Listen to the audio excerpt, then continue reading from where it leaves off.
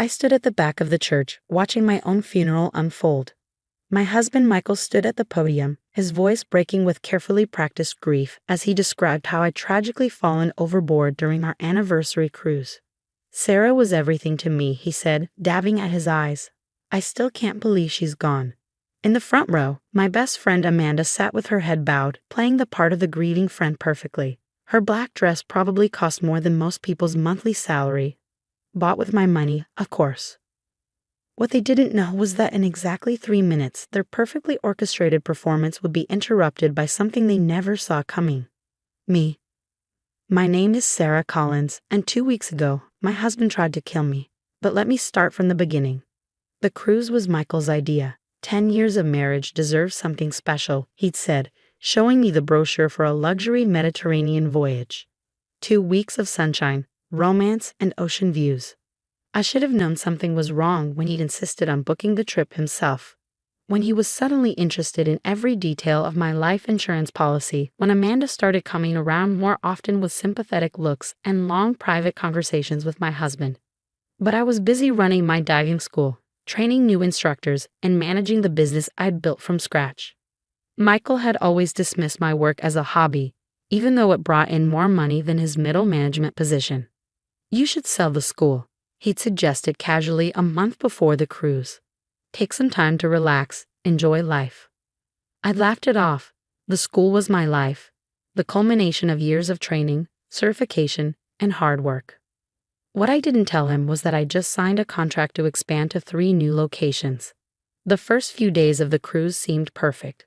Michael was attentive, romantic even. We had dinner under the stars, walked the deck at sunset, acted like newlyweds again. Then came the night that was supposed to be my last. I was in our cabin, getting ready for bed, when I noticed something odd about my glass of water. There was a faint residue around the rim, almost invisible unless you knew what to look for. Fortunately, I did know. One of my advanced diving courses covered underwater crime scene investigation, including a section on common drugs used in maritime accidents. The residue matched exactly what our instructor had shown us. I didn't drink the water. Instead, I watched through half-closed eyes as Michael grew increasingly agitated when his perfectly planned sedation didn't seem to be working. I heard him make a phone call. "It's taking too long. We need to move to Plan B." I followed him that night, staying in the shadows as he met Amanda on the lower deck. They didn't see me. They were too busy kissing, too wrapped up in their own betrayal to notice they were being watched. "Once she's gone," Amanda whispered, "we'll have everything. Her life insurance, the school, freedom." Michael pulled her closer. "Just a few more hours. I'll take her for a midnight walk on the deck, and then, a tragic accident. They'll never find her body in these waters." I slipped away silently, my mind racing. Years of diving had taught me how to stay calm in crisis situations. While they plotted my death, I started plotting my survival. First, I needed evidence. I returned to our cabin and set up my phone to record video, hiding it carefully among Michael's things. Then I went to the ship's security office. "I need to report a possible crime," I told the officer on duty, "one that hasn't happened yet." He looked skeptical until I showed him my diving instructor credentials and explained the situation. Together, we developed a plan. When Michael suggested a midnight walk an hour later, I agreed. I was wearing a wire provided by ship security, and there were cameras tracking our every move. We stood at the railing, looking out at the dark water. Michael put his arm around me, positioning himself perfectly for what he planned to do. "It's beautiful, isn't it?" he said softly. "The way the moonlight hits the waves." I felt his muscles tense, preparing to push. "It is beautiful," I agreed. "Perfect night for a swim." Before he could make his move, I turned to face him. "Just one question, Michael. Did you really think I wouldn't notice the sedatives? Or that I wouldn't find out about you and Amanda?" His face went from confusion to shock to something darker. "I don't know what you're talking about." "No." I pulled out my phone, playing the video I'd recorded of his conversation with Amanda. "Maybe this will refresh your memory." He lunged for the phone, but I was faster. Years of diving had kept me in better shape than he expected. As he grabbed for me, security officers emerged from the shadows. "Mr. Collins," the lead officer said, "please step away from your wife." What happened next would have been almost comical if it weren't so tragic. Michael tried to run, slipped on the wet deck, and had to be helped up by the very security team arresting him. Amanda was caught trying to book a lifeboat excursion in the middle of the night. They found a bag packed with cash and passports in her cabin. But here's where it gets interesting. Instead of turning them in immediately, I had another idea. With the help of ship security and later the police, we let them think they'd succeeded. A missing persons report was filed. A search was conducted. No body was found, exactly as they planned.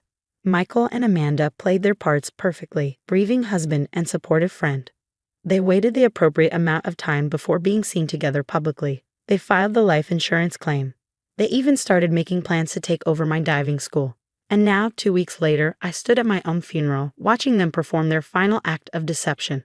Michael was just reaching the climax of his eulogy, describing how he tried to save me when I walked down the center aisle. The gasps from the congregation were audible. Amanda's face went white. Michael stopped mid-sentence, the blood draining from his face as he saw his carefully constructed plan crumbling before his eyes. "Please," I said clearly, my voice carrying through the stunned silence, "don't stop on my account. I'm dying to hear how this story ends." The church erupted into chaos. People were standing, pointing, whispering. Some looked like they'd seen a ghost, which, I suppose, they thought they had. "Sarah?" Michael's voice cracked as he gripped the podium. "How? What? How am I alive?" I finished for him, continuing my walk toward the front. "That's an interesting story. Almost as interesting as how you and Amanda planned to kill me." Amanda tried to slip out of her pew, but 2 police officers who had entered behind me blocked her path. Her perfectly mascara-lined eyes darted between Michael and me, looking for an escape that didn't exist. "I don't know what you're talking about," Michael said, attempting to regain his composure. "This is some kind of mistake." I reached the front of the church and turned to face the congregation. "Let me tell you about mistakes," I said, my voice clear and steady. Like the mistake of thinking a professional diving instructor wouldn't recognize signs of tampering with her water, or the mistake of planning a murder on a ship full of security cameras. The police were moving forward now, handcuffs ready. Michael looked desperately around the church, perhaps hoping to find sympathy among the mourners who'd come to grieve me. Instead, he found shocked faces and accusatory stares. "You can't prove anything." Amanda spoke up, her voice shrill. "This is ridiculous." I pulled out my phone and connected it to the church's sound system, something I'd arranged with the pastor beforehand. "Actually, I can prove everything." The recording played through the speakers, their voices crystal clear as they plotted my death. Michael describing how he'd push me overboard. Amanda laughing about how they'd spend my life insurance money. It's taken out of context," Michael stammered, but his protest sounded weak even to his own ears. "The context," I said, walking toward him, "is that my husband and best friend planned to murder me for money. The context is that you thought I was so insignificant, so easy to dispose of, that no one would question my disappearance." As the police moved in to arrest them, I noticed something that made my blood boil even more. Amanda was wearing my mother's diamond necklace, a family heirloom I thought was safely stored in my jewelry box.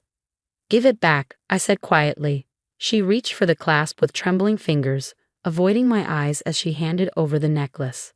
It felt heavy in my palm, weighted with generations of family history she tried to steal along with my life. "Mrs. Collins," one of the officers said, "will need you to come down to the station to make a formal statement." I nodded, watching as they led Michael and Amanda away in handcuffs. Michael looked back once, his face a mixture of rage and disbelief. Amanda kept her head down, her shoulders shaking with what might have been sobs or just fear of what was to come. The congregation sat in stunned silence. My sister Claire, who had been sitting in the back, rushed forward to hug me. "I knew something wasn't right," she whispered. "The way they were acting, it was all wrong." "That's because they're terrible actors," I replied, hugging her back. They were so focused on their performance they never stopped to think about the details. Like how a professional diver would know exactly how to survive in open water, or how someone who ran a successful business would have security measures in place. Or how the cameras they thought they'd avoided on the ship were just decoys for the real ones. As the church slowly emptied, people stopping to hug me or express their shock, I walked to the front where my memorial photo stood. It was a picture from 5 years ago, taken at the opening of my first diving school. I was smiling, proud, confident, everything they had tried to destroy. I picked up the photo and tucked it into my bag. It would serve as a reminder of how close I'd come to losing everything, and how their underestimation of me had been their downfall. The pastor approached me cautiously. "I've never had a funeral quite like this," he said with a slight smile. "Neither have I," I replied, "and I hope never to have one again, at least not until it's actually my time." Outside, reporters had gathered, drawn by the commotion and the police presence. They shouted questions as I emerged. "Mrs. Collins, how did you survive? Did you know about their plan? What made you wait until the funeral to reveal yourself?" I stopped at the top of the church steps, considering how to respond.